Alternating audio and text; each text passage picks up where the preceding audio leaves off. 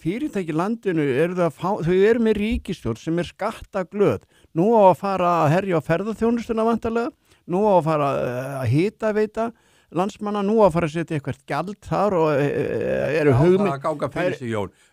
hugmyndir, þannig að orkuverð á Íslandi er augljóslega að fara að hækka. Ég meina, ef það að fara að setja gjald, auðlindagjald á hérna orku. Hús eru hitu upp með... Öll þessi fyrirtæki eru í opinberri eigu. Já. Og hver borgar það þá auðvitað? Þau bara hækka gjaldið á almenning í landinu. Hvernig listi ekki Jón Gnarr á sínum tíma fjárhagsvanda og hann listi því yfir að Orkuveita væri gjaldþrota. Menn komi hérna frá Norræna fjárfestingabankan og sögðu, borgarstjórnin Reykjavík segir aðal fyrirtækið sem að borgarstjórnin er í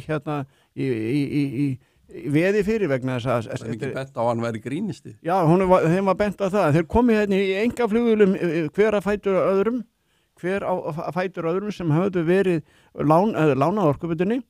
Heyrðu, og hvað gerði svo Jón Gnarr til þess? Jú, hann ákvað það.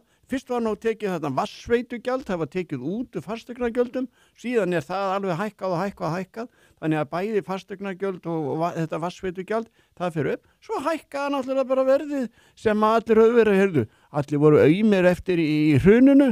Grínistinn hann bara sagði, ok, hækkun á verðið, það er engin samkeppni, þetta er bara einokun, við getum bara gert það sem, nei, koma þá ekki hver af öðrum hlaupandi upp og segja halleluja með Jón Gnarr, hann bjargaði hitaveitunni, hann bjargaði Orkuveitunni. Jú, það er engin vandi að bara hækka verðið þegar þú ert með einokun og þú ert fastur í kerfinu. Já, þar til viðbóta þá frestuðir öllu framkvæmdum hjá Orkuveitunni.